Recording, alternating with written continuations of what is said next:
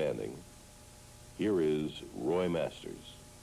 Welcome once again to the program, How to Control Your Negative Emotions. And you must control your negative emotions, especially when it comes to children. And tonight we're going to talk about being a parent, a good one. I'm sorry to say that most parents aren't fit to be parents at all. They are too emotional, too impatient, too cruel to their children, possibly without even realizing it. After all, that's what the parents were to them. And their parents unloaded all their frustrations on those poor kids, you poor kids. And you grow up to be your parents, just like your parents. Ever go to a supermarket?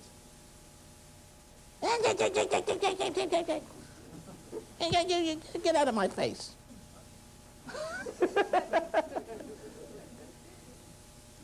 That's all you see in a supermarket. Mommy, can I have this? No, you can't have it. Mommy, can I have this? Go on, Mommy, can I have it? You can't have it! All right. He gives it to bad parents. Don't have to say no and stay. The guilt from being angry with the kid, from being upset, makes her loving. And if she feels guilty, she feels well, she has to make up for the guilt. And the only love we've ever known is making up for guilt. And that kind of love ruins everything it touches. And it possesses everything it touches. It creates rebels, those who can escape, and conformist. And either one, the rebel or the conformist, are going to be screwed up for the rest of their life. Anybody understand what I'm talking about already? Are you such a victim? There's something's gone wrong with the human race, and it goes wrong through the parents. Make no mistake, the buck stops here. Trouble is, how do you get it to stop here? How do you get it to stop from projecting from one generation to the other? I mean, the Ten Commandments, one of them says the sins of the fathers, the failure of the father to be there for the kids, are projected, visited upon. What a terrible translation. The sins don't do any visiting. Oh, come in. It's nice. No, nice day, isn't it? Come to a visit? Yes, I have. Stay long? You know, they don't visit you. They are projected onto the third and fourth generation. But showing mercy to the thousands that love me and keep my commandments, right? And it's neat because amongst this audience this evening are survivors. Hands up, those of you who consider yourself a survivor of parenting. Yes, you wouldn't need to be here if you had good parents. You think my kids go to church? You think my kids go to a psychiatrist's couch? They save their money. They don't need to patronize those institutions because they got a good daddy. And it's worked on all of my 5. And I hope that we can do this evening and for the next 4 evenings, including this evening, see if we can't rectify the sins of the past by trying to understand what went wrong and how, when it does go wrong, it projects compulsively. The madness compulsively projects from one generation to another, each generation getting worse than the one before it. We've lost this generation, ladies and gentlemen. I'm sorry to say. There are a bunch of nincompoops out there. I never mind what the media says. You know, Roy Masters says that our present generation is a bunch of nincompoops. You know, and so you bring forth a few bright young people who say they love school and they love their teachers and love their parents. You can always find a few. And as a matter of fact, any kid who likes school today has got to be a little bit cuckoo. You know, from my point of view, from their point of view, it's proof that school is good, but not to me. So there are very few people that love their children, children that love their parents, and very very few parents that love their children, and we have to find out what that is. Now, there may be a few sobs here this evening, and we're going to dig and probe, and the very fact that you ask a question, I hope you will ask. Do you have any questions, by the way? You want anything you want to discuss about your parents and about parenting, about the effect of your parents, and how to find that? And yes, okay, there's a gentleman right here. The question is in regards to my 3.5-year-old daughter, the youngest child in the family. Without the mother being present, I find that what separated their mother and myself is now being demonstrated in her actions. Yes.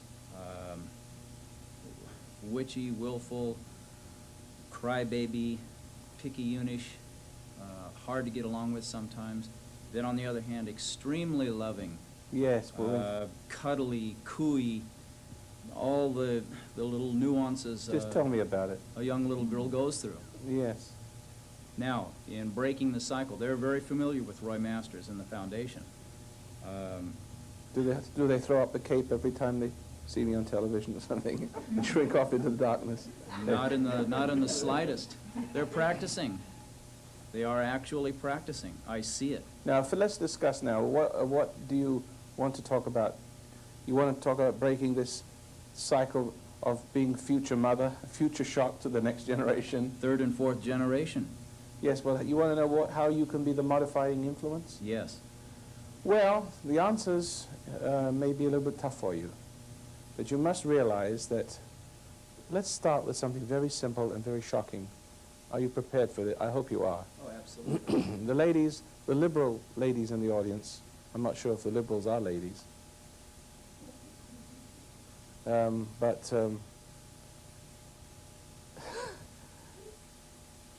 there's something about a woman that men need to understand. And I'm going a little slow, especially because I want to just put a frame around it. I don't want you to miss what I'm about to say. And that is, women are little girls. That's not a put down, but you must look at your wife as though she is a naughty little girl. She's no longer a part of the home. Ah, I see. But then the advice will go through you, through the television screen, and hear everybody. I want you to understand it because you may get married again. It may be another occasion, for suffering in your life. You walk into the lion's den again, thinking you found happiness and you found, Black Hole of Calcutta. That women must be treated in a fatherly way, with a quality of the father they have never known. It's not a put down. Now, you can treat a woman as a friend, a lover, if you like, but the moment she starts to get bitchy on you and witchy on you, all right, the moment she starts to push and be willful, it's because you have used her. In other words, you have indulged, this part it's lovey and sweet, and the part that's you're describing it, you're 3.5-year-old already. She wants her way. She can upset you one minute, and then she can be sweet and kind and cuddly and lovey, and you think, oh, isn't she a wonderful little girl, and you'll indulge in her favors. You'll sexually or otherwise, you'll think she's wonderful, and she'll draw from you some kind of a reinforcement for her pride from you. She'll get approval from you. A woman wants approval from you because when you get that approval, when you get your love, and she maneuvers for this approval, she'll be mean one minute to upset you and make you feel guilty, and then she'll start to love you, and so therefore that when she starts to love you, it's so inviting to lose yourself in her warmth and cuddliness. See, to lose sight of your guilt and to restore your sense of innocence again. See, that you will indulge that, and and every time you do, you're giving power to the pride and the willfulness and the witchiness of that which you see in a female. You must do two things. Of course, in your case, it doesn't count. Whenever you see a woman being willful, For example, let's say a woman is late. You ever had a date with a woman and she's late? She's always late. Every single... Is there a lady in this audience that never is late? Good. Well, you're not interesting then.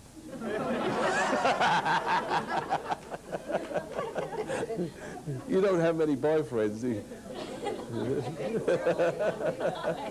See, because there's something of the reason why the woman is late, it's only because she's starting to manipulate.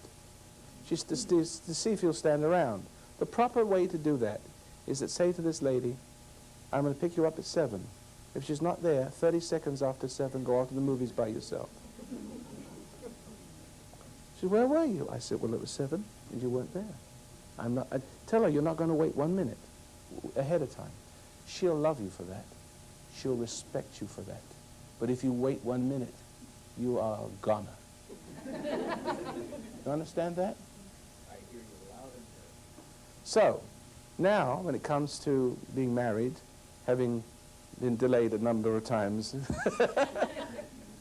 and fallen into the trap, you know, of being manipulated and thinking that you are an accommodating young fellow.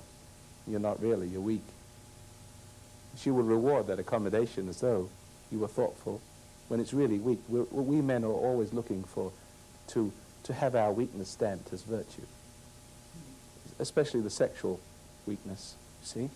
So that even more weakens you. But all the time that you are looking to that woman for approval and looking for that woman for love, you're giving power to something very, very sinister. And the more you fall, of course, the more you're going to need to be validated by her love, right? You understand that? Yes. It's like the more, you know, the more person becomes tempted by dope, the more guilty he is, the more he needs to be validated by dope. Come on, man, take one more. Come on, man, come on. Take one more puff. I don't even know the terminology because I'm so far from it. And you aggravate the person so much, then they fall. And when the person falls, they need love. And the provider of that love is the bitch or the witch of the person, the evil of that person. And you're doing business with the devil. Any spiritual weakness, any lack of understanding of protocol, see, on your part, because of lack of discipline of your father for not being there, he's a goner. He couldn't teach you. He couldn't. See, I tell you, there's disciplines, and these disciplines must be understood. You know, diets are disciplines. You know, you can. The doctor says to me, he says, a friend of mine, Paul Barter, is a naturopath. What does he call him? Homeopath. And I like yogurts and kefirs and things like that. And I drank them. It didn't do me any good. He says, drink a third of a cup of kefir on an empty stomach in the morning. All right? I'm just deviating a little bit to make a point. So I did that, and it improved me because it has the acidophilus in it. But I used to drink a cup of, you know, a big cup of kefir any time I felt like it. But didn't, you know, what it did was make me fat. See? In other words, there is a time and place for everything, and when you understand the principles, you begin to flower. There are little techniques for, well, in your business, every tradesman has little techniques that nobody else knows. They're disciplines. And it comes out better and bigger and more practical and more useful, a better invention, a better product than anybody else's. Disciplines have something to do with you being a man, being respected in the eyes of your woman. But if you need love, and if you fall for any trick, you will, to take the guilt away, then the love that you get from the woman is control. And the more you can get, now she starts to control you, and that upsets you. And when it upsets you, you need love to soothe you. Who understands what I'm saying? All right. Now, all the women must be treated as little children, little girls, because Adam and Eve were the first man, and Eve was cloned out of Adam. She was called woman because she came out of man. Eve is technically the bone of man's bones. See? He is the extension of her. And theoretically, in your perfect state, in your ideal state, and that ideal state is recognized by every woman, and the not-so-ideal state is recognized by every woman for the weakness it is. And the not-so-ideal state, women immediately take advantage of it. They can't help themselves. A woman feels safe with a man she can't manipulate. Ladies, may I see a show of hands? You understand that? And you must start now with your daughter. Don't be upset with her because she has a way of manipulating you and making perfect excuses and making you feel guilty and then giving in to her warmth and kindness and cuddliness. See? Make sure when she sits on your lap that you don't get too cuddly because it starts to be sexual. You understand? Gentlemen, you understand what I'm... Not many gentlemen will put up their hands, but it's all right. That one of the reasons why men will reject their daughters, and no one ever expects me to answer a question that they ask me. I'll always come off in 5,000 different ways. But one of the reasons why men will not love their daughters, because the only love a man has ever known is manipulating, the sensual manipulation which they need to lose themselves in. You follow? Who understands that point? So the only love a man knows is not from God. It's because he's weak, and he needs reassurance that he's not weak. He needs the excitement of a woman's support. But that's what makes a woman powerful, and makes a woman hate the man, because as long as the woman is rising to the occasion of this weakness, which he can't help doing, only to make him weaker, to rise to the occasion of his weakness, to hate him more, and so on. As long as she's doing that, as long as a man is indulging it, as long as the man is indulging her love, which he continuously through his weakness calls forth, he cannot love the woman. It is always perceived by the woman as use. See? And it becomes sensual and sexual. That's where the sensual and the sexualness awakens, because it's all failing has something to do with sensuality and sexuality. For all failing, that every failing has a sensual connotation. A man will have sex with the back of a bus. It doesn't make much difference to him. After a while, you know, a sexy new car. Everything is sexy. Anything that's supportive is sexual. And so therefore, when a little girl sits on your lap and starts to play the same game, and she has it by instinct, by your default with dealing with your wife, she's got it through your wife. She's got, nature is transmitted from your wife into your little girl. You follow that? That willfulness goes right into that little girl. Yeah. All right? So therefore, most men cannot have their little daughters on their lap because they feel sexual. They're afraid they may molest the child, so therefore they reject the child completely and make the child feel like she's nothing. But that's what makes the children, the female child, want the father even more. This presents a big dilemma for the father, right?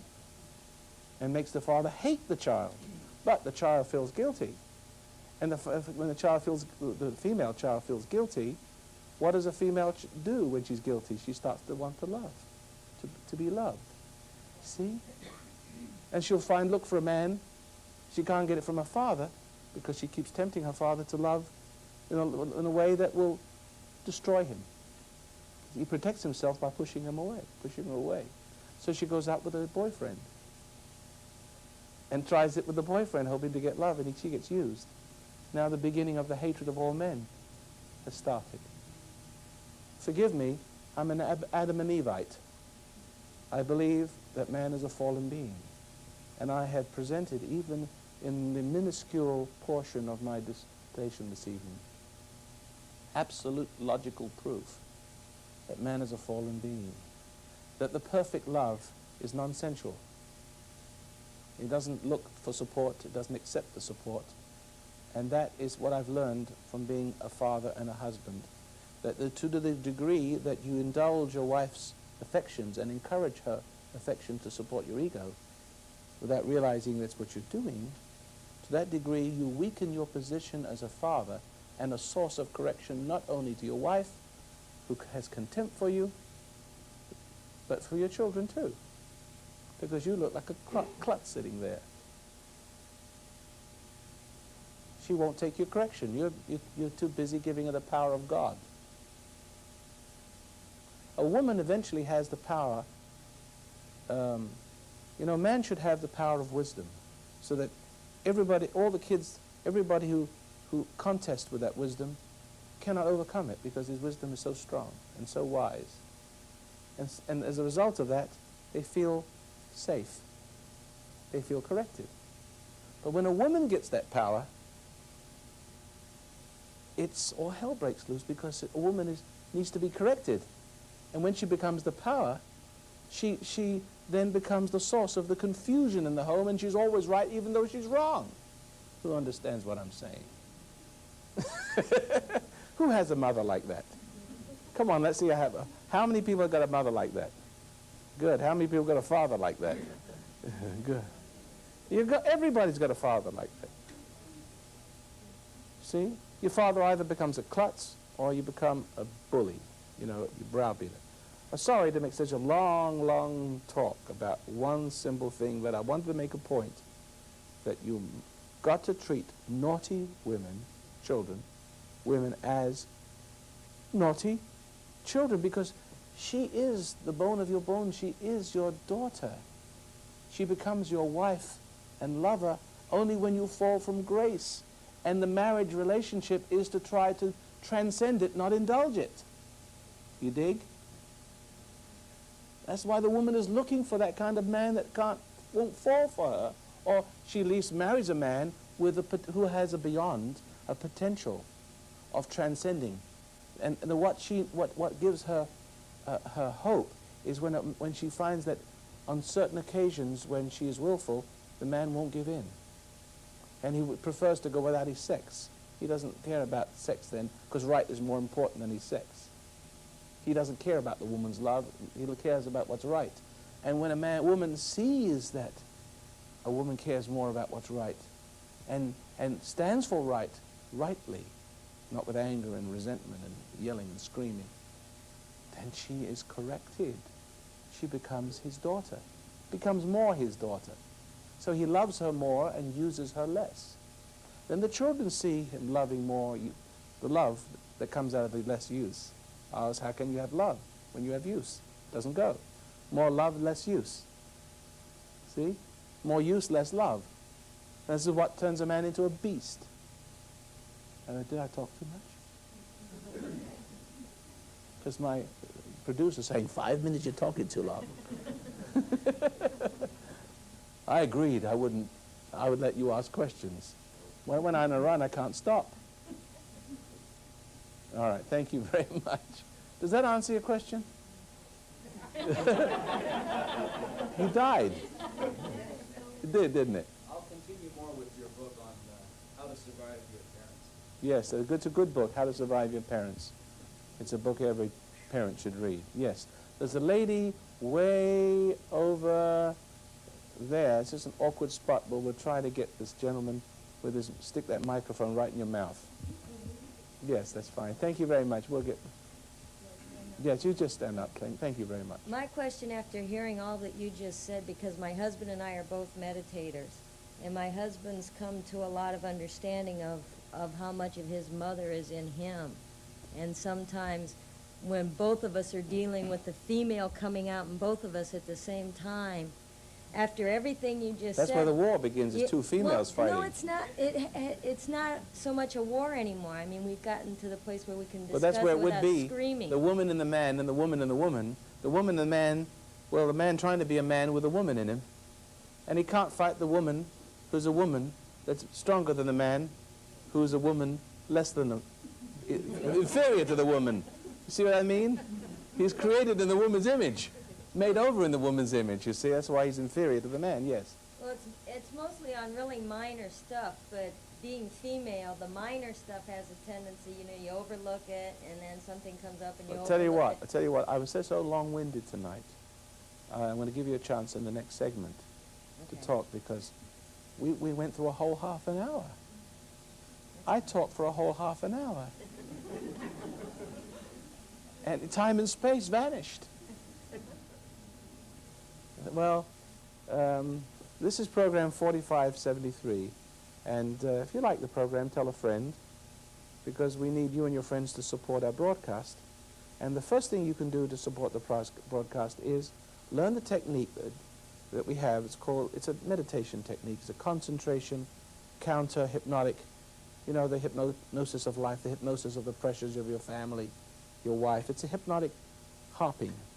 And if you just learn to do that, you'll find that you'll have the strength of and authority that you need in order to be a believable and respectable mother and father to your children. You've got to come back to this original state, and you've got to find the principles, you know, these very delicate principles I was talking about a few moments ago. If you understand them and put into practice, your whole life will change. So, you know, don't listen to people who say you can't eat principles. Let them eat them. They're not meant to eat. Thank you very much, and join us tomorrow in our next broadcast. Welcome once again to the program, How to Control Your Negative Emotions, and I promised my producer I would allow people to ask more questions, and no sooner that I did that, I went off into an half-an-hour lecture. So let's continue where we left off in the last program about family problems. But I gave you a marvelous basis for why there's problems in the family at all. The root of it. I'm sorry that the other audience missed it, but anyway, we'll try to fill them in a little bit as we go by recalling some of the things I've said and bringing it forward in answering to these questions that will be forthcoming. Okay, do you have any questions, anybody? This lady right in the front. Yes. I don't know exactly how to put it into words, but my father died when I was about 3 1/2. Yes. And I had a stepfather. And my father, I remembered, was very loving, and I tried to get this love from a stepfather, and he used to always push me away. Your father was loving. The father that passed away when Yes. I was 3 1/2, I remember that. And my mother is like the shrew in the family, so there was never anybody Tell me something new. for me to go to get the love, okay?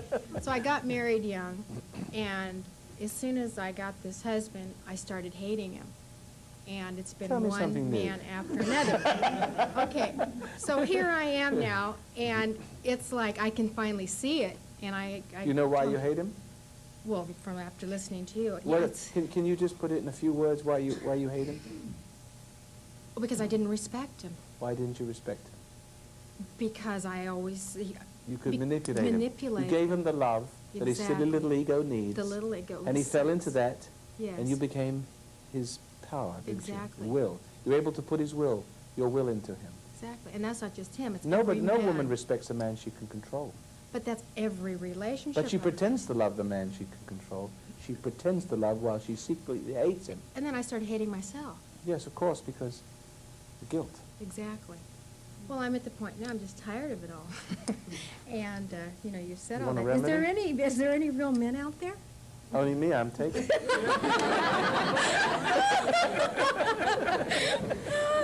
It's just fabulous. I can, But you could to take the correction from me. I can be a surrogate father to you. You know, I don't have to be gushy, because after all, what is a father but a fount of truth? You know, a fount of truth, a believable truth. You know, not with hypocrisy. this is it. It's like I've been searching for something all my life, and I've just felt so empty, you know. But your emptiness is caused by your resentment towards your father, because your father represents God. He's a very poor representative of him. That's why you hate God. When you hate your father, you would secretly, without realizing, have been tricked into hating God. And when men hate their mothers, when men are related to their mothers the way men are related to their mothers, the mothers have done this trick, getting their sons to hate God by loving their husbands in the beginning. That's why they wouldn't have got them married otherwise, if they hadn't given them that potion of love that all men like, you know. But loving them and making them so weak and so pathetic or violent, drunken, see, and subtly putting their will in every time, so that men are afraid to have sex with their wives because you're even afraid to eat her dinner, her food. I know. You understand what I mean? Yes. Because the will is in that food too. Mhm. And she seems to gloat over the fact, like a concentration camp commander. You know, oh, the fact you turn the people into animals, and you feel a sense of power. Can't stop. So, but the point is, the father has been turned into such a nothing, violent or weak, that the mother can say to the children, as if to say, look at your father, he's just nothing, look how much love I've got, I'm devoted, I'm loving. So what happens is she steals the role that God should have in their life by turning them against their father and by God, against God. So that when you are turned against God, you feel this emptiness in your life. When you resent your father, you feel the emptiness. And the emptiness comes from separating from God, because when you hate your father, you are hating God. Well, I didn't. And you become separate from God. And this is the emptiness. And the result is you get close to your mother. Your mother. I never could get close to my mother because she You was did such get a close. bitch. I know, you But became my her. stepfather used to beat me, so I couldn't get close to him either.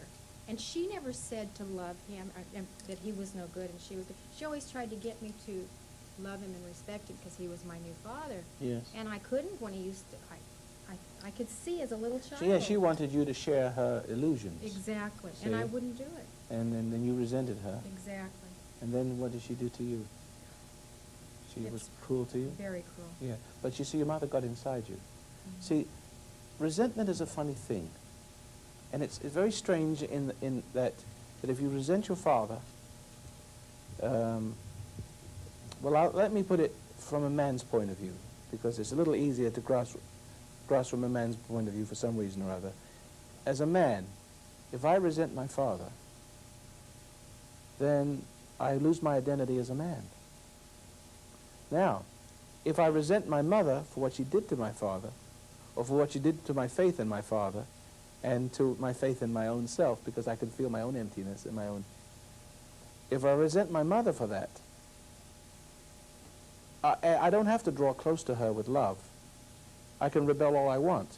But resenting a mother and a father has two different completely opposite effects. Let me say it again. To resent your father, you lose your male identity. If you resent your mother, you get a female-centered identity. You're involved with a seducer. And I'm saying it's the same thing with you. What you need is a male, man-centered identity. Because the man-centered identity is a God-centered identity, if it's true man. If it's the male man, you've got a problem. It's not a man. A male man is not a male. Because a male is what comes out of a man when man is not a man anymore. When he's been tempted and falls from grace, he becomes sensual because he loses the grace and the identity which comes from being sensible and standing firm in the faith. You follow that? So it's a very strange phenomena, but you take the identity of your corrupter. And men become woman-centered, and then that's what makes them look for love in a woman. So your son, because of you hate your husband, and because your love has whimperized him, see, or made him less than a man, a beast, he will hate his father, but you will have tricked him to hate his father. You see, but he will have your identity. He will have a woman inside him, and he will come back to the woman, because the woman is the ground of the God ground, the new God ground of his new created being. Man is recreated in the image of a woman. A man is recreated in the image through all this excitement, by hating his father, by you turning him against his father and making a father an object of contempt. All the children could feel, because you're bonded to them, and they are bonded to you at birth. See, they can feel your hate. See, and they don't have their own hate towards their father. They have your hate towards their father, but it's enough. They fall. I don't see that with them. Of course, we've been divorced for almost 10 years. and they respect and love their father. And I never say anything bad anymore about him. Well, yes, well, that could be, you know, we're speaking now about things running its natural course. There's always exceptions to the rule. I'm happy to hear that. So then why you beefing? You shouldn't have a problem then, should you? Well, What is your problem? My problem is that I finally saw the pattern about my resentment for my mother and my stepfather, and then all the men in my life hating them once I got them by my manipulations. My problem is there, you know, any men out Is there there still- life after sex? Exactly, that's it. So the question again is what? You know, is Well, where I'm at, it's just, I'm not sure I get the question, you see, because I've given lots of good answers You have. for other people who have problems that you don't have. You know? I think you pretty much, You did? yes, you did. There's not really a problem So, now. you mean you understand what I've said? Mhm. As a matter of fact, it all disappeared as you were, it sort of disappeared a Exactly. little as you were talking to me, didn't it? Uh-huh. That's why you were groping. Yes. The light is a beautiful thing, because when you understand something, wow, you know, all of a sudden, the problem seems kind of puny. Have you ever gone to bed at night with a terrible worry about this or that, and then you fell asleep for sometimes it happens and you fall asleep. And you wake up next morning and you said, I had a problem last night. What was it? It's gone. Has it happened to you before? When you're worried about something and you don't have understanding, it becomes so very magnified. But when the light comes, That's been happening a lot yes, lately. it makes you forget it.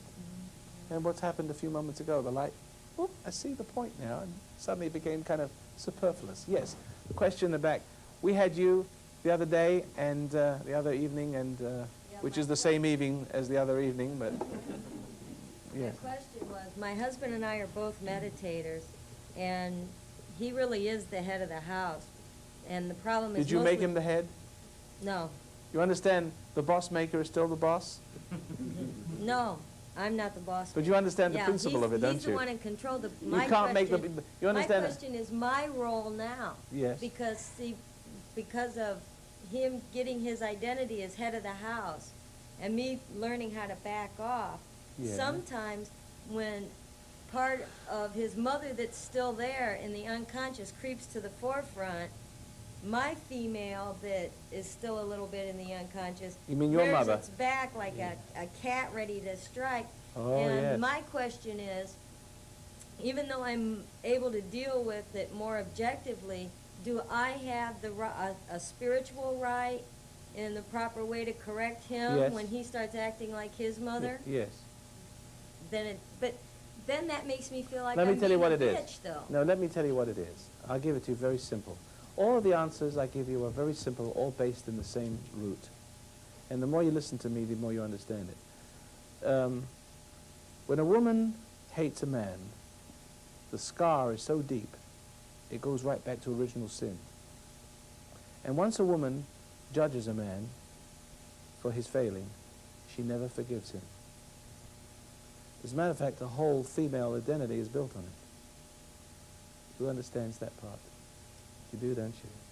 See? Now, what I'm saying is that it's very hard for a woman to forgive. As a matter of fact, it's impossible. Almost impossible. There are exceptions to the rule.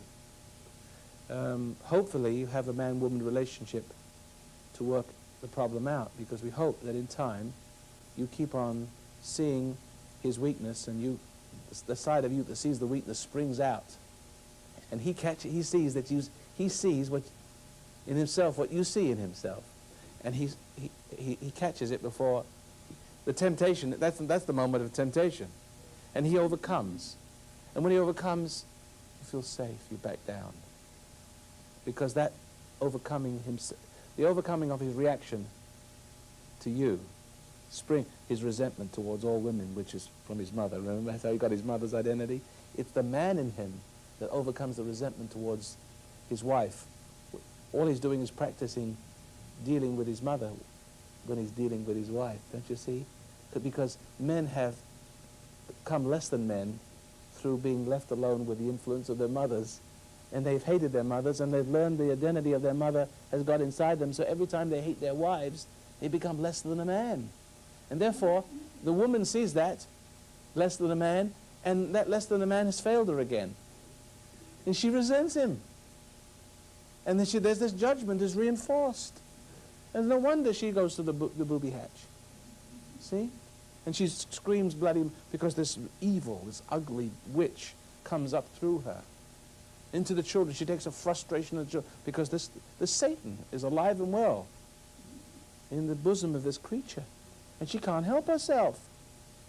See? The man has summoned it like the genie out of a bottle. He rubs it and it comes out pretty good sometimes. You know? So what I'm asking you to do now, that two things, men and women related. As a woman, when you see a man failing you, because you have this sort of power to make him fail, it would behoove you to look at yourself and forgive his weakness.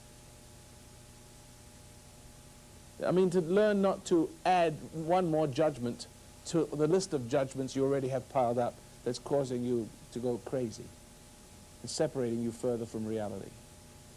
It would behoove you, and it will, then the light of truth will come into you, and man will see you as he will look at himself like holding up a mirror, and he will catch his breath for a moment, and he will see himself, and he will change. The ultimate is for each one of us to bring each other back to conscience. Even when you're correcting your children, if you're very patient. You're very patient with them, you know, and calm. And when they're nagging and screaming, that you don't respond to your children. You know, as a woman, you don't repeat the mistake of your mother. See? You don't hate your husband and you don't take it out on your kids. See that? And so even then, when you're very calm, the children don't get recharged in the negative. You see what I mean? They don't get the identity you gave them reinforced. You are the root of their schizoid identity. Let's make it complicated a little bit more. You're the root of everything that's wrong with them. The dad failed them, the mother has ruined them, right? You feel the guilt of it all, and you try to love, and you ruin them again. So that frustrates you even more. It's always, the root is always frustration, so back off. See? Back off in that moment, because that moment the light will come, and you're not only not tempting them, but you're shining a light that makes them aware of their weakness. And you make them a weakness. If you could just make a person aware of his weakness, in that moment of time and space, him and his conscience get together again. But if you overreact, you spoil that moment. You follow that? They overreact. The whole purpose of bringing up a child, is to bring you back to your conscience. To always let your conscience be your guide. To bring you back to your Jiminy Cricket. See? That's why my children are successful. See? And I had to learn the hard way, because there was nobody to teach me. I had to figure all this out for myself. Well, I don't think I was guided. I'm very blessed to know all these things. It's not written in books, but it's written in the book of the heart. That's why you say, yes, I see that. I always knew that. You couldn't say yes unless you already knew it. Everything I'm saying to you is what you already know. They're principles. Principles of paradise lost. Right? This is pretty rich tonight, isn't it? Yes, this lady over here, would you please stand? Oh, it's all right, you don't need to stand up because we get a mug shot of you from there. Well, you mentioned earlier about when you were speaking about the relationship between a man and a woman, that a man should always treat a woman like a little girl. And Not put her down. No, I understand. You understand, you ladies, I don't mean you to take me wrong, but I have a superior, not air about me, but an aloofness with my wife. And she has to come over to my side. I will not come over to her side. I'm not going to come over to her. She comes over to me. If she's reasonable, I go along with it only because it's reasonable, not because she's tempted me. Because eventually a woman has to have the mind of a man. Otherwise, failing that, the man's going to have the mind of the woman. And that's the problem. Well, No respect. interestingly enough, Roy, that's exactly what I wanted to ask this evening on the way home. I was thinking I needed to say something to my son. I needed to say to him, you know, be inside at a certain time. And, By what authority? I'm sorry? By what authority do you speak? Well, this was see, that's an where I interesting was question, isn't groping, it? Because, Not because I'm your mother and you got to listen to me. but that's all that I could find. Well, it's no good. It doesn't You work. see, that's all that I could find. I found that there was no way that I could say that to him, and it be coming from the right authority. Every way that came to me to say that to him was some sort of emotion behind it that would tempt Yes. him to react. There You're is angry. no way It's almost that like I you're can- angry with him and pretending Yeah. to be nice. You try being nice and you try being sweet, Yeah. and then you try being mean and nothing works. Now, I am trying to think about how Spock might do this, you know? Emotionless, you know, but I know intellectually, I know how, I know the right way. But You know about it. I know about it. You know it, but you- it's not there. You're like a person in jail. I know the sun is out there, but I don't feel the warmth of its touch. Yeah. You see, you're in a damp, Yeah. cold jail, and you see, and I'm trying to get you in contact with the light, so that you know that your flower, the flower of your being, you know, opens up and receives that light, and the light comes down into your being, and you become a healthy flower, and your children recognize. My analogy got spoiled there, but you know the point. Mhm. Children recognize that authority. Yeah. And if they don't, if this parent doesn't have that quality, that strength, that respectability, that quality that makes every woman safe and respectful, which respectfulness transmits into the children. Follow? Now, my wife didn't have that respect early in life, and when I was gone, she would be there ruining them. See? And I had to come back and straighten it out. And after a while, the kids began to see that my wife was crazy and I was sane. But she tried to make it look like I was crazy and she was sane. You see? And if the kids believed that, they'd be in big trouble because of the conflict. She's believing a lie. See? So, but what saved them was the fact that I made them, that I didn't react, and I was the example, and I acted and projected what I'm teaching you this evening. And as a result, all my children have grown up to be very wholesome young people and successful. None of them smoke, none of them drink. And we have a wonderful, happy family. And even my wife now, she's the last one. The first shall be last, and the last shall be first, you know. But never mind, she's lost her power. She has lost her power. She's not out in the cold. If it was the other way around, I'd be in the doghouse. But because I love her and understand that she was trying me to make me strong, she couldn't help herself. I don't hate her for that. See, it's only because it's possibly because that I didn't understand what I should have understood more perfectly in my youth. That it might have made a difference of her understanding earlier. I may have been a little too hard or too strong or something like that. See. I didn't always have what you see now, the compassion I have now, but it grew. You see, it grew, and she tested me to the limit. But that's what women are for, because they're coming back to the point. It's only when, over a long haul, when you're married together a long time, she keeps trying this man, and this man is learning to become like the father she never had. You know, the husband, her mother never had, you know what I mean? She's replaying the Adam and Eve role again. It's like a replay, except this time Adam gets to do it right. Now, how many times did he do it right? That doesn't satisfy the woman, because she resents him when he's wrong, but she also resents him when he's right. Because her ego is challenged, you see, to try him hard again. which comes right to another round, another argument, and he has to stand firm. And he must never fail. He must never fail. It may take 20 years. But you see, you don't disappoint a woman and expect her to forgive you right away. She can't do it.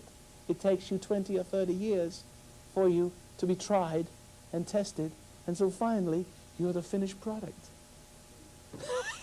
It's like it says, for better or for worse. And then, one morning, she wakes up and sees you as this Adam that didn't fail her. The light of Christ that shines in you. And then, she doesn't judge you anymore. She doesn't see any more reason. There's a point in life where it's done. Who understands that? Now, where can you find this in psychology books? No. All right, well, I've got to give a plug. I don't have any books here. Yes, I do. How to Survive Your Parents. I've got a book here, How to Survive Your Parents, and also have the Adam and Eve Syndrome, which I don't have here. And a lot of the information that I have discussed this evening is in these books. But the primer, or the primary, as we say in England, will be flashed on the screen in a moment, because you've got to get the poise, the discipline of a 007, except without his sexual prowess. You have to have that strength, that no-nonsense approach, that gentleness. In other words, you have to be a man that's fun to be with. But when you get tested, you've got another side to you that's very strong but not angry. See, it won't move. And gentlemen, you could do with a little dose of this, and ladies, you could learn if your husband is not quite right, not to hate him so much. So he can look at himself and give him a breathing space. This is program 4573, and tell a friend to listen to this program, and be a friend to support the program. Where are you going to find a program like this on television? I mean, now that you've lost Tammy and Jim Baker,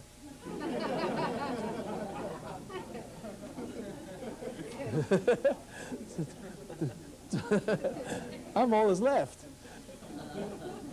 You may never have found me if it wasn't, they didn't disappear from the screen. Thank you very much for listening to the program, and keep us on the air with your contributions. Thank you. Roy Masters. Welcome once again to the program, How to Control Your Negative Emotions. Actually, we're having a lot of fun here this evening.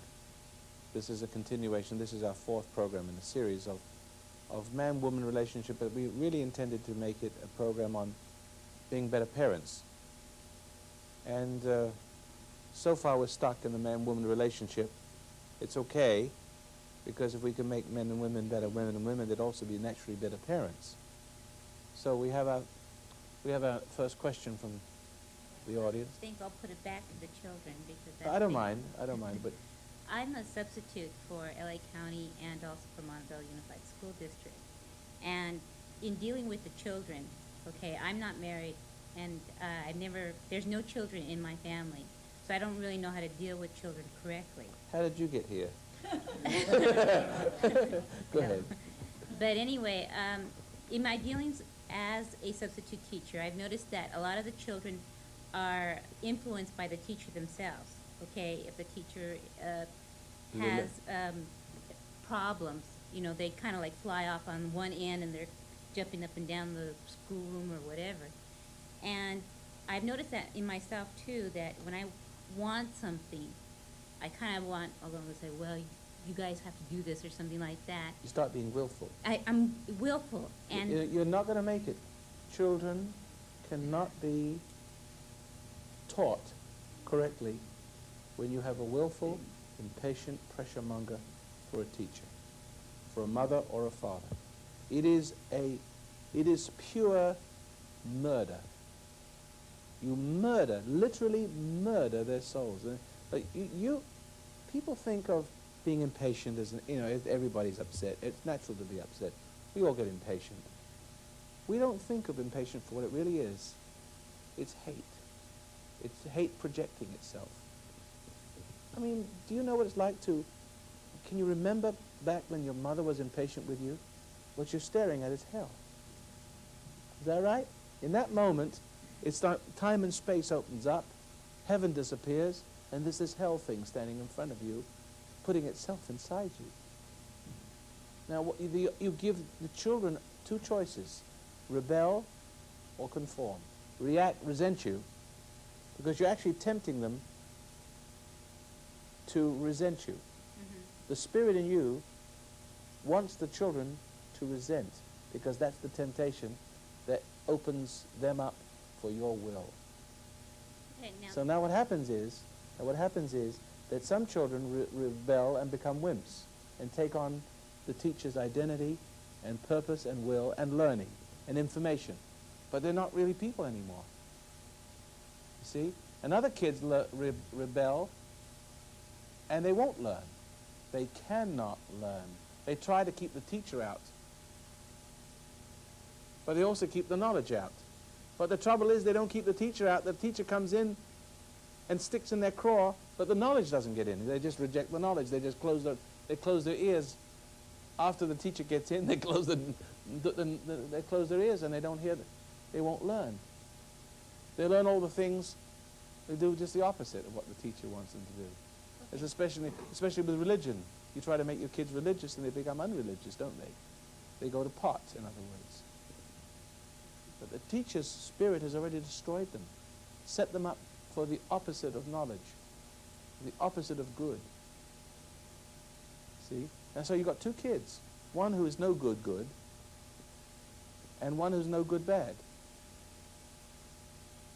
One's a little hypocrite, ready to, for the next generation, to ruin the next generation, to pressure them into joining and creating rebels and conformists. You're not going to educate children with your willfulness and pressure. Can Okay. you explain a little bit about, I understand what you mean about willfulness, because during my meditations and everything, that's slowly going down. It's disappearing. And I noticed that the children are starting to come more up to me, and they're able to talk to me more. Relate. Yes. It's nice to see, because at first, They they're want. kinda like They pushed love against knowledge. the wall. They love. The children naturally. They love to learn, but you're ruining learning. You're ruining the naturalness of learning. You're ruining the fun. You're altering their identity at its core. What do you mean by pressure? I Making don't everything dry. You know what I mean? You're making everything dry for them when you pressure them. Okay, me being a sub now, I can only take what the teacher tells me to do, okay? But, It's the way you do it. yes, It's the way. It's the spirit in you. That's what's going to change. uh-huh. So by me not pressuring them to do what I want them to do, Right. okay, then that way, The only reason why you do it is because someone pressured you. yeah, the teacher. That's right. See, so you have a hierarchy. And when people pressure you, what do? You react. When you react, you take on their... Yes, Will. I noticed that. Then you turn around and you feel like you have a duty to impose it on someone else. And just that's the dog-eat-dog insane world we live in. It's going to take some time for you guys to learn what I'm talking about, but at least you're getting a glimpse into it. You're going to have to start practicing not yielding to the pressure of the pressure mongers yourself. For instance, when a woman is pressured by her husband for sex or for emotional support, loving, and a woman doesn't want to do that but nevertheless, he pressures her by his need. Now she's going to resent it, and then what does she do? She starts to accommodate. You always do things out of pressure, but then you do it, and then you're angry about it, but you're stuck in the whole role of he's going to do it again, because once you pressure it and respond and go along with it once, it becomes a conditioned reflex for response. And an ever greater weakness of the soul. It cannot resist. It becomes the only relationship because he'll only accept you if you respond to that pressure and go along with him and give him the support. He won't stay around if you don't. So now in order to have a relationship with a man, you have to respond to the pressure. So now if you don't respond to pressure, he'll go out and find another woman who'll respond to his pressure. Well, then you're going to have to take a chance, but you might lose your job. Start your own damn school. Right? Well, that's true. You've got to stand up. Because You got- sometimes when I'm doing things in the classroom and sometimes it'll get back to the teacher, and then all of a sudden, I did something wrong. I go, oh, what did I do wrong? It's just that I didn't follow what they had instructed. This is what you do, is that you take the instructions from your superior, so-called superior, your inferior superior. All our superiors are inferiors. But they put us beneath them by the way they pull rank, and you react to that, and you're forever a child. You understand? So, the way you deal with it is to pretend to respond. But don't. They'll know that you haven't responded. Or don't respond, and if you don't respond, you can carry out the assignment not in the way of the order of things, the hierarchy of hell that they belong to. You get into your classroom, you could say, well, this assignment is geography, whatever it is. You teach it in your own way. If they didn't like it, let them lump it. So you've been thrown out of better places than that. Yeah. Right? Probably throw me right out. Right. But it's probably. But you teach the kids, when one of your kids, you teach the kids about responding to authority. You must always teach the kids, whenever you have the opportunity, to deal with authority correctly. They will love you for it. Well, I try to teach See? them morals, but sometimes it just Don't goes in teach one. them morals, because morals is a straitjacket without dealing with authority. See, because when you deal with authority, which is wicked, all authorities are wicked, 99 and 9/10%. That's how they get to be authorities. Because how do you think the dope pushers, why they have so much money? And the whores, and the pimps, and the entertainers, and the rock and roll stars, and the politicians, scumbags that most of them are, right? I'm not short on words, you understand. I want them to react to what I'm saying, you follow? I can see them all reacting already. See, but I'm playing the same game. You react to me, you feel inferior. I become your superior. The only way you can play the game is to try to get me upset. And then you become superior again, and I become inferior to your system. I want to take my world back. So I want you to teach you to deal with authorities in a correct way, not moralize, because if you can teach children to respond to authority, bad authority, you see, the bad won't get in them, because when the bad gets in them, you can't moralize it. Now comes this other authority, this hypocrite tries to moralize you, like the Salvation Army or something tries to moralize you, and it only digs them deeper in. You go to jail, and you'd have a psychologist either encouraging men to have sex with each other, as a therapy, and telling them it's normal to be homosexual, and it's okay to be drunk, you got a disease. They can't do anything about it, so they all become mothers. You know what I mean? All become mothers. Or they come around and they try to moralize you and convert you to Christ, and you can't do it. You can't be normal, because if you're caught up with hypocrites, or you're driven to the extreme of degradation, going even further into the hole. You teach your children to deal with wicked authority. One of the beautiful examples of this, my daughter came home one night. She was traumatized by school. So I said, now, Diane, you've got to stand up for yourself. These people are not your authorities. And if there's too much of it, I'll keep you home, see? But remember, you have Child's Bill of Rights. You stand up if they're not treating you right. Stand up. And if they treat you wrong, you come and see me. I'll take care of it. I want you to take care of it as much as you can. Say, okay, Dad, I can take care of it. Well, if you can't take care of it, you come to me, because that's what I'm here for. It's too much heat. I'll take care of it. So she goes to school. And one day, the teacher says, Diane, I'm getting impatient with you. I'm losing my patience with you. And Diane stood up. She says, but teacher, if you had patience, you wouldn't be losing it. Because the more you use it, the more you've got it. And that teacher turns green and red. And she did it right. She stood up to that authority, and she became the superior one. You see, the authorities that stand over us are those who, well, it's one-upsmanship. They've preceded it. The madness has preceded us into the world, and we've got to take our world back. Okay? So that's very important to teach your children every time you can to deal with a crazy authority by not resenting them, because that authority wants you to, they win by intimidation. you lose. Yes. I've been divorced about 10 years now, and I have 2 small children. But I've noticed that, is it their hate for me, or is it my ex-wife's hate that's Probably. in them? It's probably dealing with your ex-wife's hate for you that's still in So there. I told her when I did spend very little time with my children, because I've been in prison and stuff like this, and Well, then it's their hate for you. hate me. And see, they could have 2 hates. They could have their your ex-wife's hate in them for you. That's one. How many women here have their mother's hate for men in them, and not their own hate? How many women do understand that? Yeah, see?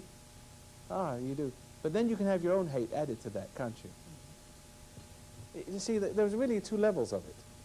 You can have the ancient Eve transmitted from one generation to another, from the very beginning. Transmitted, and that's bad enough. But then you can add your own hate to it later on. There are 2 levels of it. But I have to discuss that some other time. You've been in prison, so therefore you haven't been around, and you've been a very Yeah, bad... so this, if I see them on weekends, it's very little time. very little time. What I teach them or show them, it's taken away because of the lifestyle, what's, what they see. Is any love for you? There's any love for you in those children? Well, I have very little contact with them right now. 'Cause So the question's a mute question if you have very little contact. But when you do have contact, it's the quality of the contact. For instance, you are sitting in this room for a few hours. There's a quality of contact. You're going to go home and you're not going to be the same.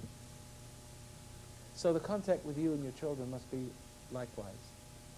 See, you're going to say, no, look, kids, your dad has been a bad dad.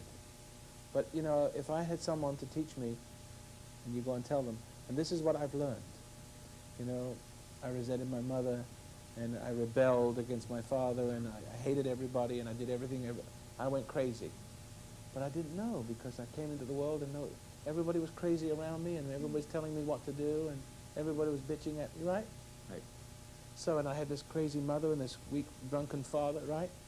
Something like that. And so there's nobody there. So deep down inside of me, kids, I'm not a bad guy. And I've suffered.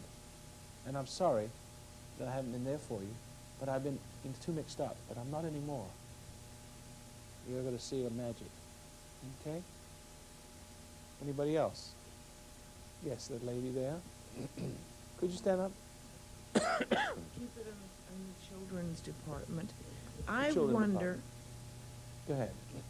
can a person be born with resentment and anger in them? I think so. I think the resentment of a woman can be so deep that I think a child can come out of his mother's womb hating. I know I did. I think I don't remember where I read it, whether it was in the Bible or lost books of the Bible, but I think Cain hated his in his mother's womb. He hated his sister, or hated something in his mother. It was said that. I wish I shouldn't have started something I couldn't finish. But it's mentioned in one of the scriptures, in the lost books of the Bible, that Cain hated it in his mother's womb. And we don't hear about Eve, his mother, but she must have had hate. She must have had it there. She must have had it towards Adam for failing her. Because life was pretty bleak, though, so all they had was a cave to live in. And Well- just fig leaves. It wasn't much. You think you don't have much. I can imagine her hating a man. Go ahead. Isn't the spiritual source the strongest source we have? So I don't wouldn't understand that the be? question. Pardon? I don't understand the question. We're spirit. God created us. No, your mother recreated you. Yeah, but I mean, before we were born. Yes. He was our When you heaven. came into the world, Uh-huh. for most of us, we come into the world little babies, naive, not Yes. innocent. We come into the world subject to the ruling authority, mother. No father. Fathers don't exist. They produce the children through the weakness. not through love. I And understand. that's transmitted to the children. That's why it's important to have moral relationships. It's marriage based upon love and not lust. An understanding of what love is, of a man for a woman and a woman respectful of a man's love. And then they produce children with a totally different... Remember I said to you the other day that a doctor told me, there's so many examples I could pick, but I'm not very good at inventing them, you see. He said, I like yogurts, I think they're important to you, but I'd eat too much of them so I get fat. And because I had a stomach condition. And then kefir, and he says, well, take a third of a cup of kefir and drink it first thing in the morning, a third of a cup, not a whole cup any time. It's a matter of when and where you do things, see what I mean? See, so I feel that it's a matter of timing and understanding and love and principles. They enter into, they seem to mingle. The spirit of that mingles into the flesh, descends into the flesh, and produces different types of children. Look at the kind of kids we're producing today. Look at them. Wall-to-wall degenerates. I'm sorry, ladies and gentlemen, but it's time to face up to the truth that our young kids are gone. And who's going to bring them back? The Pied Piper's got them. The ghetto is full of lost children. And there's no psychiatry, there's not any courses, there's not an army of elephants that could bring them back. They're gone. It's whole nation, millions. There's only a few bright ones that escape. This is what society has done with its immorality and its free sex. It's the loss of the delicate principles of the yogurt principle. See? See? The understanding mingles, and when it's applied, and when it's in principle between men and women, there's awe and respect and love, and then the spirit mingles into the children. And it produces a much higher class of human being. Yes? I think that there's a bright nature in all children, though, because in my dealings with them... Well, I'm saying they're ruined now. I hope that we can...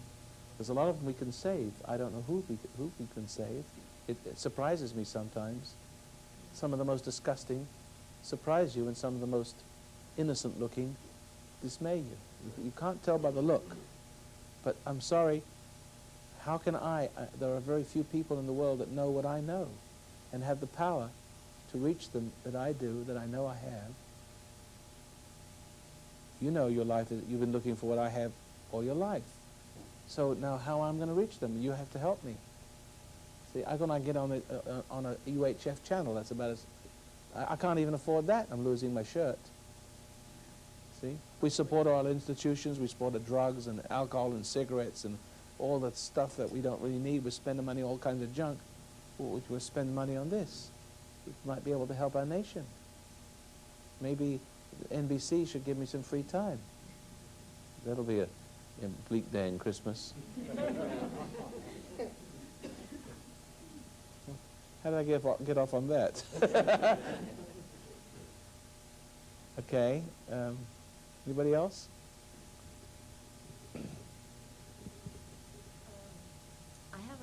My problem is the school system totally destroyed me. The moment that my first day of kindergarten, I feel was the last day of my education. That's exactly right. Very well said. Now I have 3 children, and 2 of them are school age, and I'm homeschooling them. But I started to pressure my oldest one the same way school did to me, so I have completely backed off. But it's too late. You did it. yeah, he's you know what not, happened? But I don't know. How do you? I heard you say that your son taught himself how to read. I backed off. Actually, did you not teach him anything? How do you teach children? No, he teaches me all the time. It's a very strange thing, but with Mark especially, he was the last one, and I had the most wisdom with him. But he still suffered. I had to take him out of school because the kids were worse than the teachers. Mm-hmm. I can remember him saying, you know, he didn't want to shower with all the kids. He was modest. So they make fun of him. They call you queer. You don't want to shower. Don't want to take his clothes off. He said, you're calling me queer. You take your clothes off and you shower with each other. What do you call that? Kid was sharp, but trauma. the charm of being amongst the other kids was because the other kids were so degenerate. He rose head and shoulders above them. They destroyed him because he was different. He was the ugly duckling when he was the beautiful swan.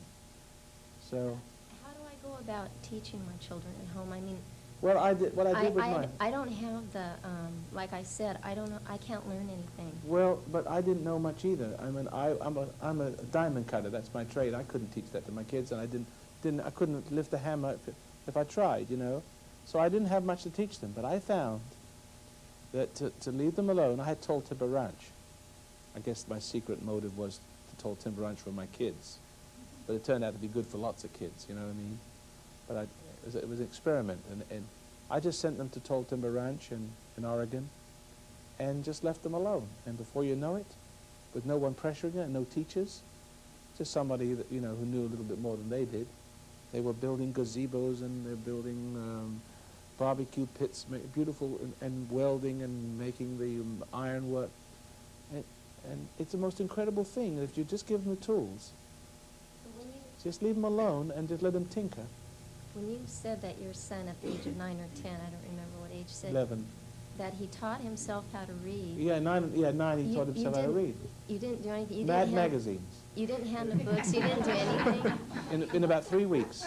Did you help him? I mean, I don't remember. I think so. But once he started to want to reach for it himself, huh? Once he started to want to reach for himself, and he began to be fun. He began to find a spirit of a Holy Spirit that was sort of tutoring him and making, and it started to snowball. And then incessantly, morning, noon, and night, he would keep telling me what he'd learned that day, and you know, on the stock market, and you know, morning, noon, and night, non-stop. I'd have listened to. I never learned a thing, but I wished I had, because he has such knowledge now. He's into venture capital. He's into big business with millions of dollars. And he understands all this, and I'm still stupid.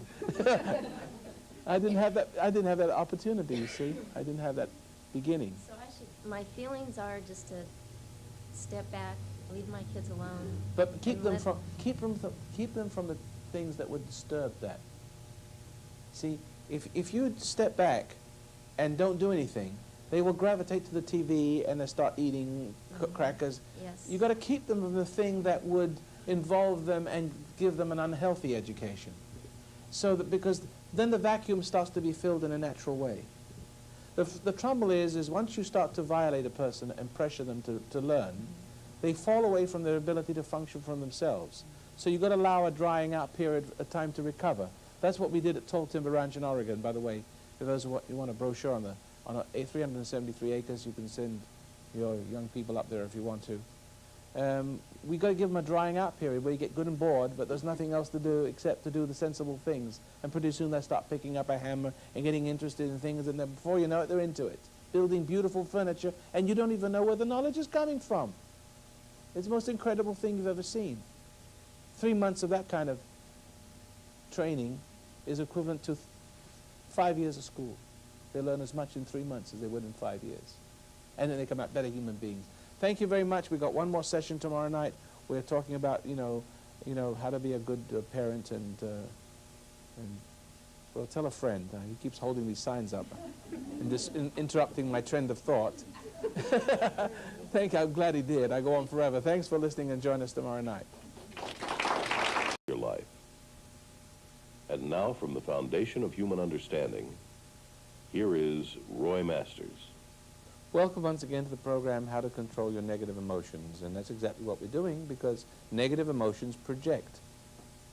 And most of us are walking around like thunder and lightning is around us, and we're projecting all that to our children. And I have to say, most of us are horrible parents, products of even more horrible parents, who are product of horrible parents all the way back to the first parents who didn't do the right thing and failed. We've all failed our children, and we don't know how to relate to them in any other way except to fail them.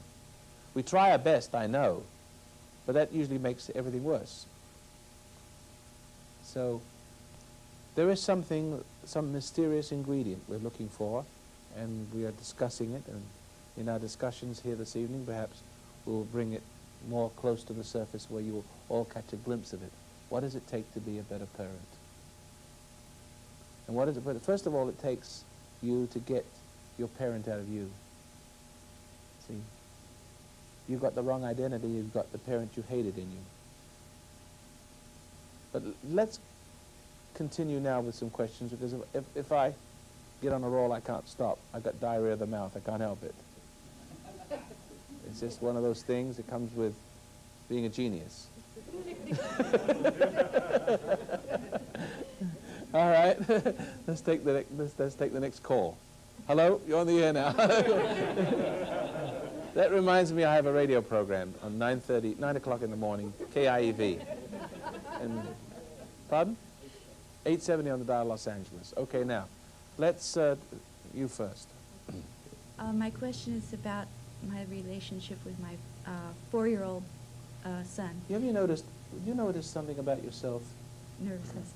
No, you're too humble. Yeah. See, you're so...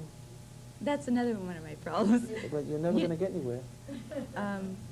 That projects. Can I talk to you about Everybody's that? going to take... Yeah, later on, maybe. Okay.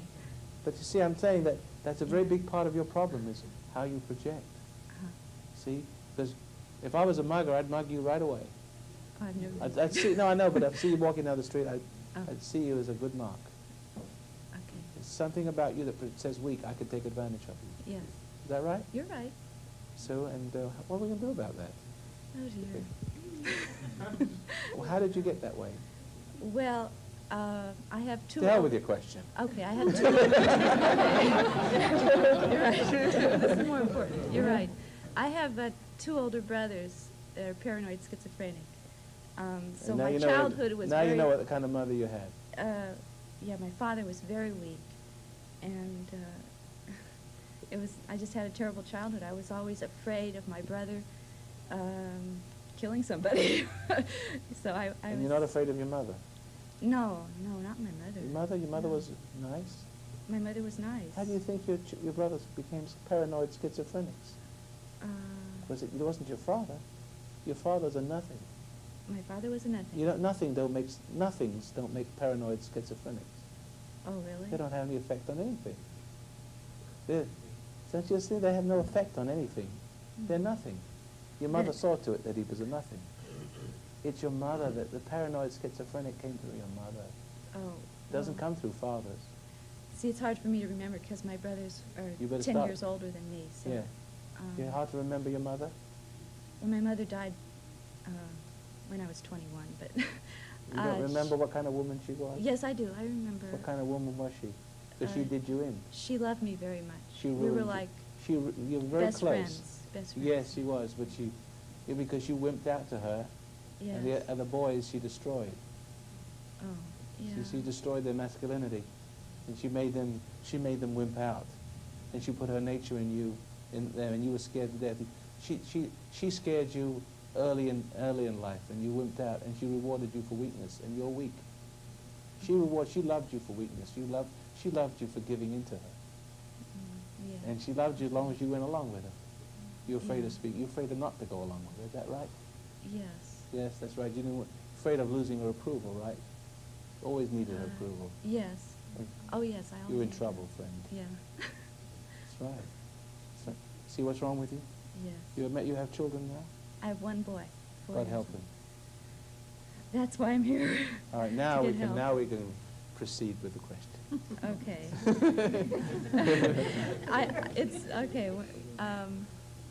I know impatience is obvious that it's wrong. When I'm impatient with my son, You mean to say you have a side of you that's fierce? Yes. Yeah. Yes. You don't look fierce to me. How come you showed the fierce side to him? Because you look like a lion, like a big devil with horns when you get impatient with him.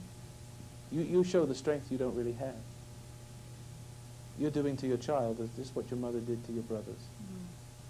Don't you see that? Yeah. That kid's going to be best friends with you, or he's going to be dead, or he's going to be confused, confounded out of all reason. You're a destroyer, see? There's a destroyer in you, there's a big strong will in you, and you're not as nice as you look. are you? No. Is that true? Yes. What are you going to do about it? How about your husband? I'm sorry, see, I can break you down real easy, can't I? Break it down to the nitty-gritty, make you see that the question you're about to ask wouldn't have had any significance unless I had questioned you. I'm See, glad you did. Good. Because this is this is the problem. Now, is there anything of a question left that you want to talk to me about? Well, You know what to do now. yeah, the other problem seems Insignificant. insignificant now. One, But you're not it a was- nice person. Huh? One, you're not a nice person. Right. That your closeness with your mother only made you a replica of her phoniness. But inside that nice facade is a rotten swine, a man destroyer. And you won't let your child be a man. That's why you're impatient with him. You're projecting your female will on him. You won't let him, because if he reacts to your impatience, he cannot be a man.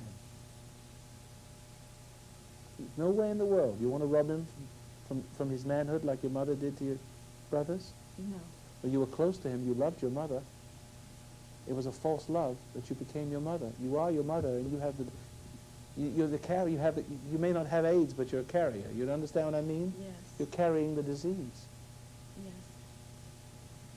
That child is in great danger. Do you know it? Yes, because of my background, I know it. Yeah, but you had such a loving mother. See, you've got to get rid of the notion that you had a loving mother and you and your mother were close. You were unhealthily close. Yes. So much so that you didn't have your own identity. You got hers. And with that identity, you're going to destroy your son. If he doesn't go along with him, you get impatient with him. And you put your little hell in him.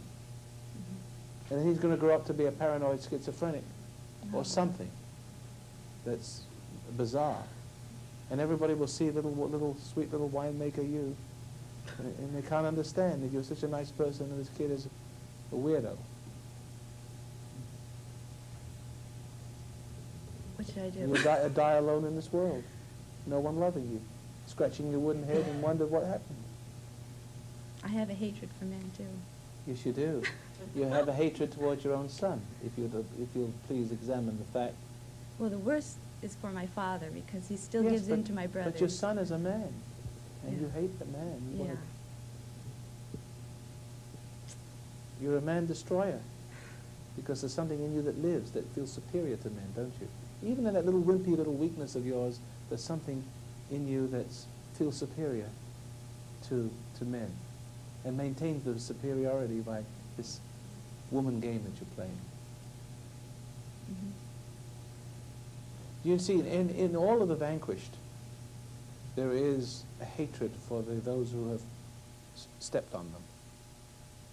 And the vanquished always feel superior to those who have stepped on them, deep down inside. And if they should ever be emancipated in some way, as we have done to black people. Black people hate white people. See, my son says, and this is an interesting thing because we're talking about hatred and prejudice. My son said that the black preachers are preaching white hatred to the black community. He said, I hear it all the time, putting this seeds of hate in those people. He said, in my generation, I have never done anything bad to any black person. See? But you see, the point is that as soon as a person starts to be emancipated and stops being the inferior, the one with the foot on the neck, for whatever reason, as soon as that person is released from that prison and is emancipated, the inferiority, that humble, sweet, inferior, yes sir thing, begins to emerge as the replica of what made it, but even worse. And even the homosexuals, the same way. The homosexuals have been pressed down, put in their closets, and for years and years, what they felt was oppressed. Of course, they need to be in the closets. See, these people need to be in the closet. It's a bad thing we've let them out. See? But the point is, but each person who is inferior like you, put down and pressured and with no way of expressing except to bow and scrape, and to lick the boots of the people who oppress you, which is you and your mother. You thought you loved your mother, but you are your mother, and now your mother is gone. Is she gone? And now you are the mother, and now you stand over. You stand over those who oppress you. You're a woman. You've been oppressed all the years by men. You hate men. Now it comes out like a giant toadstool, you know, a big mushroom over, standing. This is what your child sees, and this resentment towards men. See, has made you this resentment towards men because men have always been mistreated you, mistreated your mother, all the rest of it. They failed you, and you have this tremendous burning hatred towards men. But in this resentment, women typically and traditionally lick the boots of the men that mistreat them and fail them, don't they? We were talking about that the other day, and more so. And the more they lick the boots of the men, the more they mistreat them and fail them. And so they are stuck inside this with all this resentment and stuck in the woman's role. It's like men have all the fun and that sort of thing in this world, and because women are always servicing the men and spoiling them rotten. And the men abuse them and fail them and go on, and God knows what. But deep down inside this, every woman feels superior. Every woman feels superior to a man. She doesn't show it because she helps a man to feel superior. She licks the boots of the you know what I mean? Until she can be emancipated one day. But when she's emancipated one day, God help the man. See, it's the same with the homosexuals. God help the community. Because now they've come to the surface, and this judgment and this sense of superiority they've always felt towards the oppressor. And the love the boot licking, because that's the only way they could deal with them, to make the oppressor more of oppressor. And the more the oppressor, the more they service the oppressor, not knowing any other way, not being free to be any different. The more they lick the boots as slaves of the oppressor, the more the oppressor was the oppressor. And the more they judged the oppressor. And in their judgment, they felt superior. And in the superior, see, they felt superior because this was obviously wicked. And in their own mind, the loser gets the idea of being the judge. See, because you have, compared with the wickedness, you are serving and being good. But there's a terrible burning hatred and judgment that's in there, and if it ever has an opportunity to be freed from that, and that opportunity presents itself when you have a small male child. You understand that? And you will destroy it. Your hatred of all men and the subservient position you've always found yourself in, see, with men. That being as a woman, you know, is your unhealthy and unnatural role that you find yourself cast. Whenever you find yourself, that hatred will now begin to manifest itself and put its heel into the soul of your child. You can't help yourself. As long as you hate your father, as long as you hate all men, as long as you hate your husband, your child is a dead person. You've got to give up hating men. See? Because that only feeds that monster in you. That's weak before the strong. Strong before the weak. The homosexuals are becoming militant. They're vowed to, you know, to blood terrorism, to sodomize all your children. See, because they feel that they see the heterosexuals as inferior beings, and them as the superior beings. And now they've come out the closet. There's going to be violence and revolution from them to us, to convert us, to confound our laws and our rules and regulations, so you can hardly fight them back. But I'm just saying, this is what your problem is. You have a side of you that's rotten.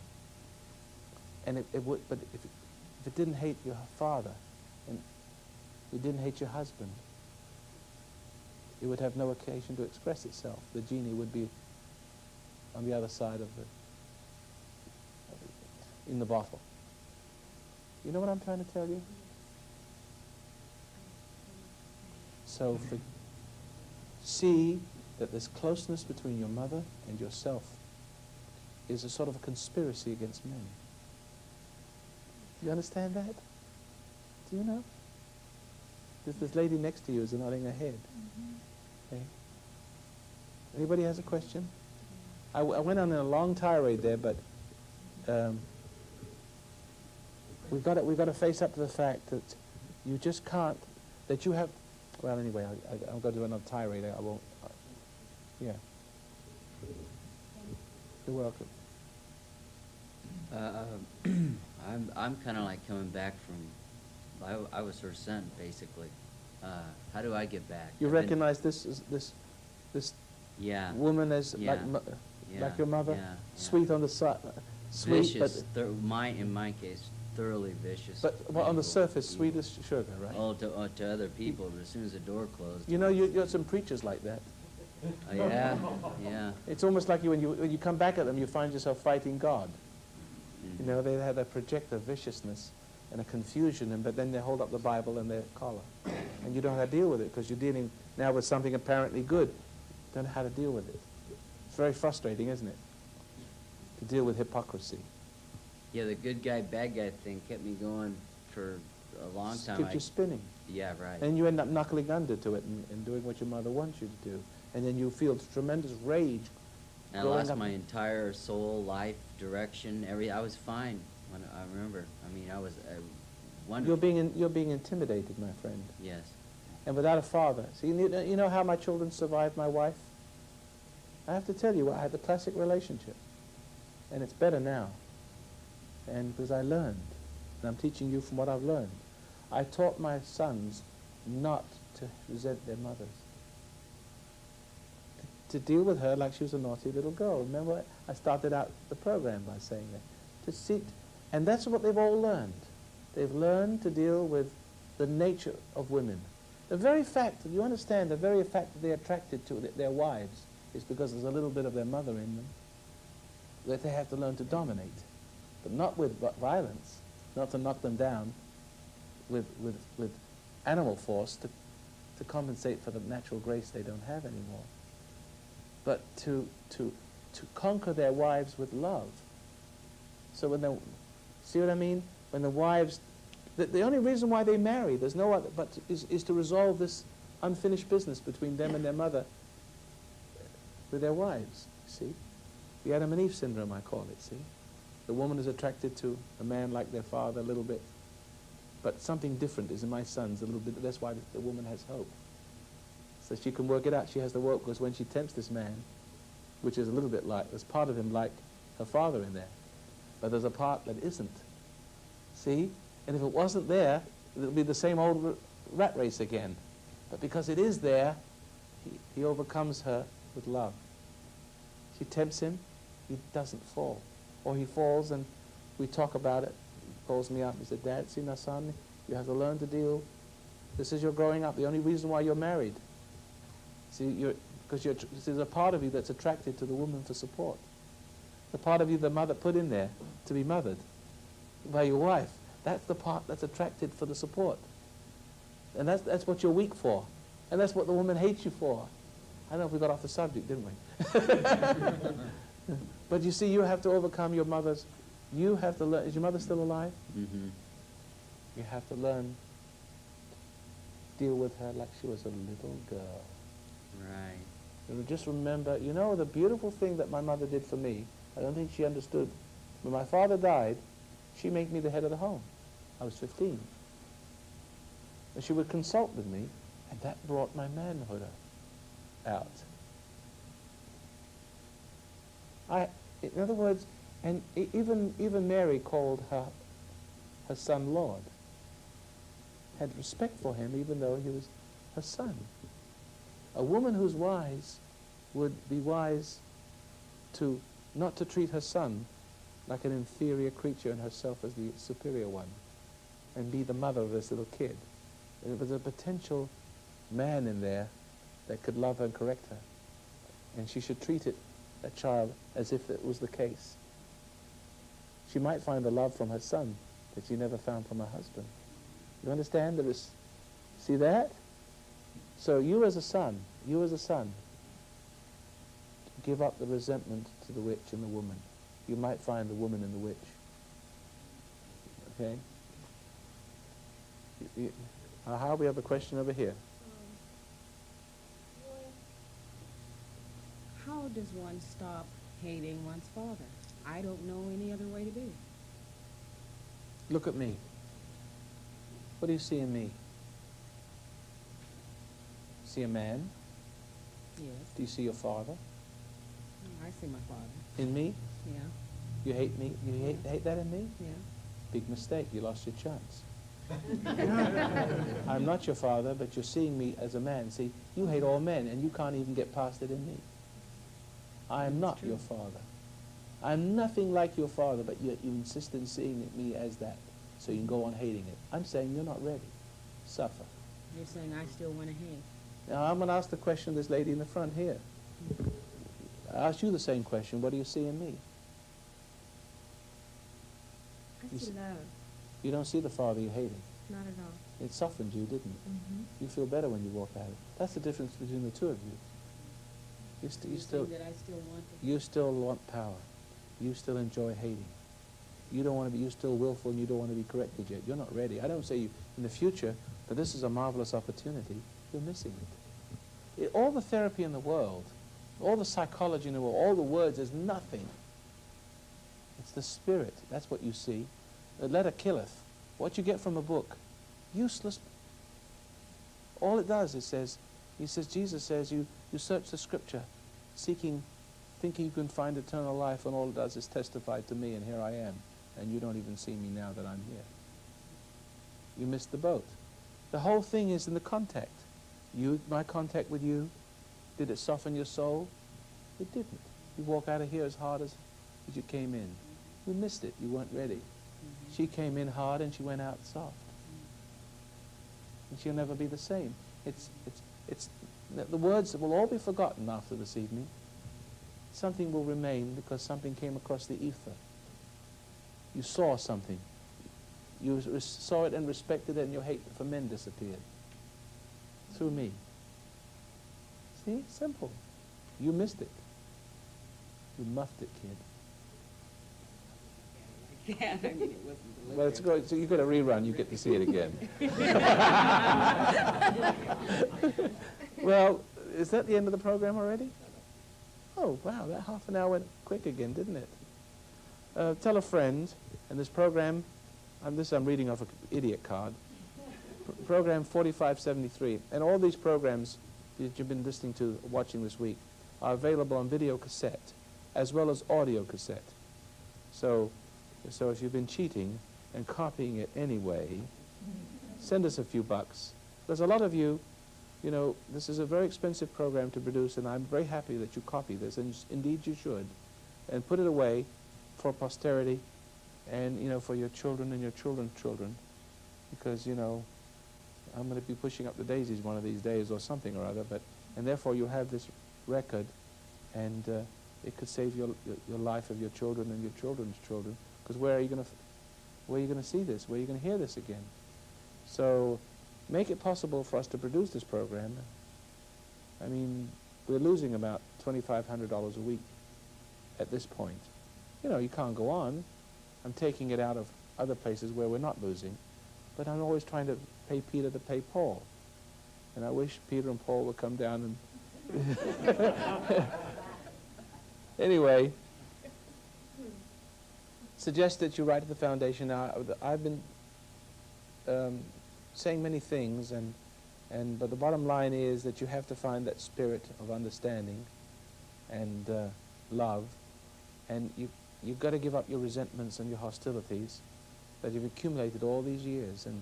And every night this week on this program, I have shown you how that hate blocks love, and how when you hate, up comes the wrong kind of love. So you have love-hate relationships that have nothing to do with love at all. It's, the devil, if there's such a thing as the devil, and I think there is. As a matter of fact, I know there is. If the devil existed, he would love too. He'd love you just the way you were. He'd be the kind of guy that says love is never to have to say that you're sorry. Right? He'd always love you the way you are. He'd always soothe you and protect you, and never let you have to admit that you're wrong. Always make you feel good about yourself with dope and drugs and religion and everything else. Never face yourself. You'll always be his. and your condition will always be worse. But love is correction. See, but how can you be correct? It's not possible to be correct if you fall from grace. If you have hate, if you have hated one time, just one time in your life, you've lost the power to correct. You've become an incorrect person with the incorrect kind of loving and being loved. Understand?